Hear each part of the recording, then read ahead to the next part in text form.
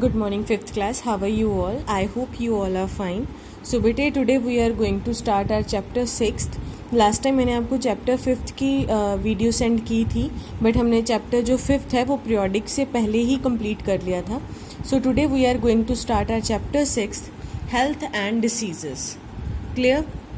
सबसे पहले ये चैप्टर हम बेटे अब हेल्थ और डिसीज़ मतलब हमारी सेहत और हमें जो डिसीज़ हैं, जो बीमारियां हैं, उनके बारे में पढ़ेंगे. Clear? Good health is a state of well being of body and mind and being free from disease. Good health जो है बेटे वो हमारी बॉडी की जो वेल बीइंग, अगर हमारी बॉडी अच्छे से वर्क कर रही है, हमारी बॉडी हेल्दी है, हमारा माइंड और हम बिल्कुल फ्री हैं सोचने के लिए, कोई भी वर्क करने के लिए, तो हमारी बॉडी एक गुड हेल्थ, एक वेल बीइंग बॉडी है. A disease is the condition that does not allow the body to function properly. और डिसीज़ वो कंडीशन होती है जब वो किसी बॉडी को, किसी ह्यूमन बॉडी या फिर किसी एनिमल बॉडी को प्रॉपर वर्क नहीं करने देती है. ठीक है? It is an unhealthy condition of the body. Causes of disease. A large number of disease are caused by micro organism. जो ज़्यादातर जो डिसीज़ हैं वो माइक्रो ऑर्गेनिज्म के कारण होते हैं.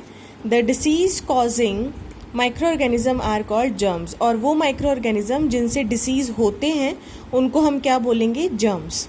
When germs enter the body of a person they start growing and increase in number. जब जर्म्स किसी ह्यूमन बॉडी या एनिमल की बॉडी के अंदर चले जाते हैं तो वो धीरे धीरे क्या करेंगे? ग्रो करना शुरू कर देते हैं. और वो 1 to 10 हो जाएंगे, 10 to 100 हो जाएंगे, 100 to 1000, वो मल्टीपल होते जाते हैं. ठीक है? They damage our body cell. वो हमारे बॉडी सेल को डैमेज करते हैं. These germs can not be seen with the naked eyes. ये जर्म्स हम अपनी आँखों से नॉर्मल नहीं देख पाते because they are very small, क्योंकि वो बहुत छोटे होते हैं. These can be seen only under a microscope. उनको सिर्फ हम माइक्रोस्कोप से ही देख सकते हैं. The germs are carried from sick person to a healthy person either by direct contact और थ्रू एयर. ठीक है? थ्रू एयर, फूड, वाटर और इंसेक्ट. ये जो जर्म्स हैं वो एक बीमार पर्सन से होते हुए दूसरे जो हेल्दी पर्सन को भी जा सकते हैं. किसके थ्रू जाएंगे? एयर के थ्रू.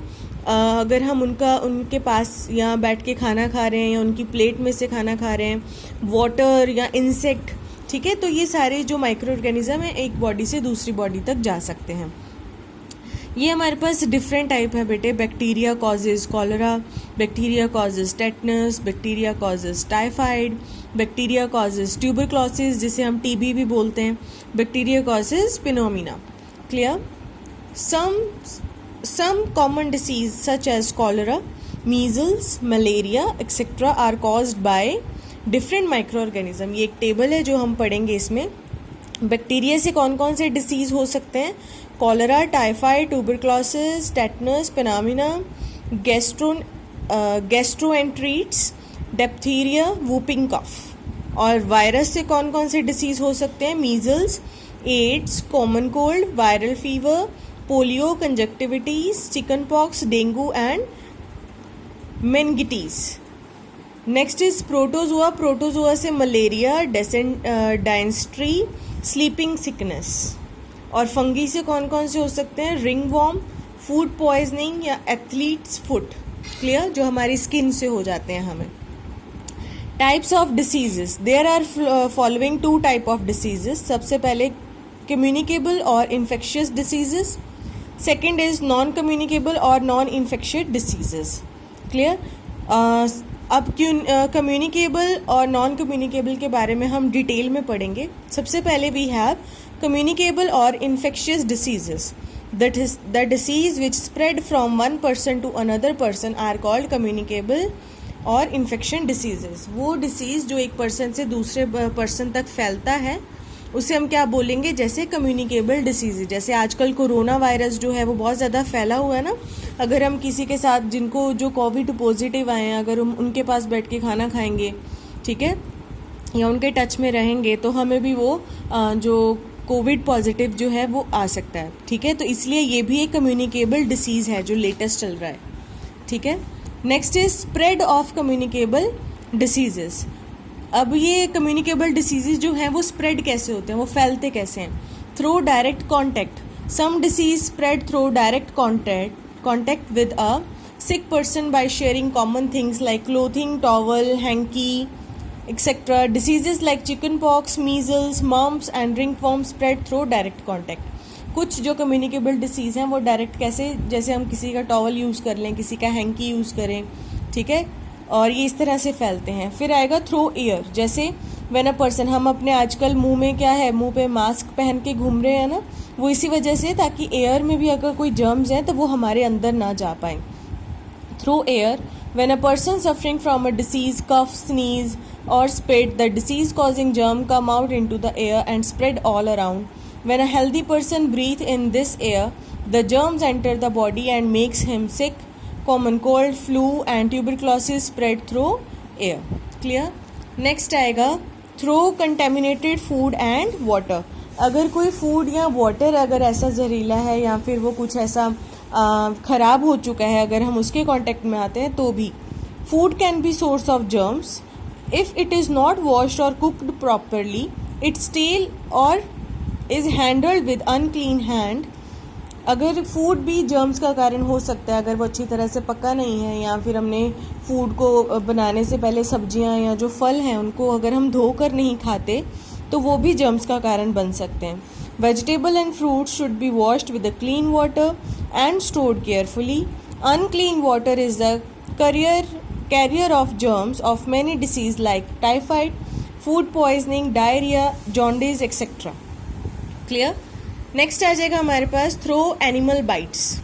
Through animal bite, जैसे मॉस्किटो है, ये डॉग बाइट है, या फिर कोई अगर जानवर जो खुद बीमार है अगर वो हमें भी काट ले तो उसके मुंह के अंदर जो उसके स्लाइवा के अंदर जर्म्स होंगे वो हमारी बॉडी के अंदर भी चले जाएंगे. ठीक है. Some animal also carry germs of different diseases in their body. Their bite may transfer these germs to victim and hence cause the diseases like rabies spread through a dog bite. Is that clear? So next is through insect. Insect में सबसे पहले अब mosquito की मैं बात करूंगी. अगर किसी बीमार बंदे को मॉस्किटो ने काट लिया है और वही मॉस्किटो आके आपको भी काट रहा है, इट मीन्स कि उसकी जो स्टिंग से जिसने उसको बाइट किया है तो वो आपके अंदर भी जाएगी, तो वो जर्म्स क्या है उसकी स्टिंग के कारण ट्रांसफर हो जाएंगे. ठीक है ना. So some insect also carry the germs. The living organism which carry disease causing germ are called vectors. When these vector bite a sick person, they suck the blood containing germs of the disease. When the same insect bite a healthy person, the germ are transferred to him. The common diseases spread by insect bite are malaria, dengue, etc. Clear? तो ये कुछ ऐसा है कि अगर कोई बीमार बंदे को अगर कोई मॉस्किटो काट लेता है तो वही मॉस्किटो किसी हेल्दी पर्सन को जा रहा है तो उसकी वो जो स्टिंग होगी ना, उसी के कारण वो जर्म्स जो हैं वो इधर से उधर ट्रांसफ़र कर देती हैं. Clear?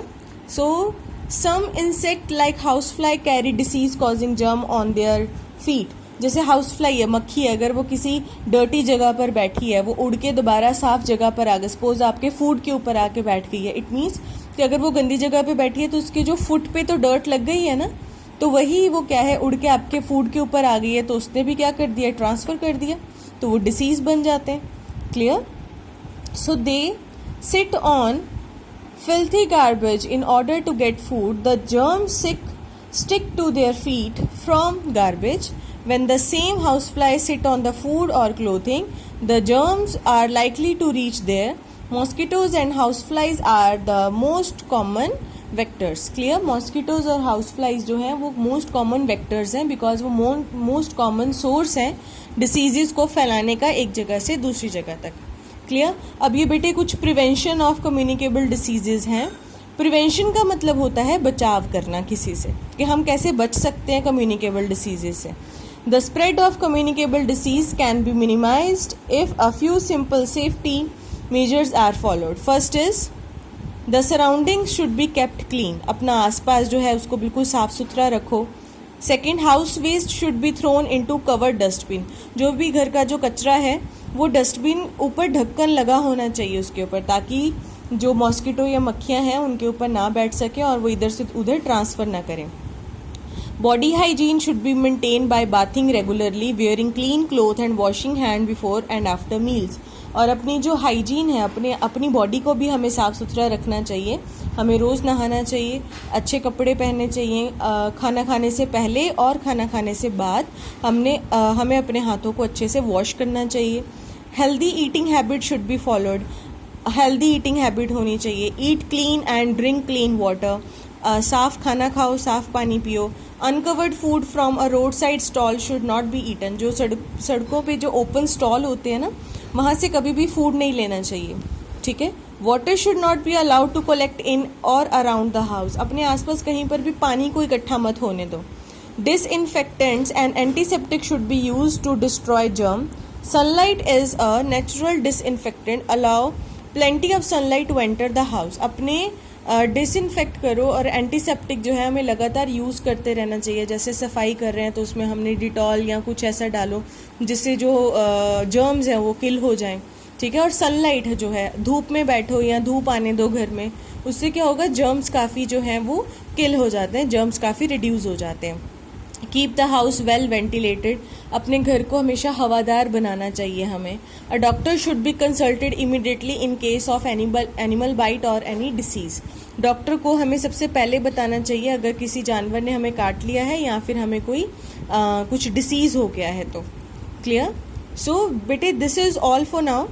नेक्स्ट अपना जो है नेक्स्ट लेक्चर में मैं आपको नॉन कम्युनिकेबल डिसीज़ के बारे में करवाऊँगी, समझा दूँगी।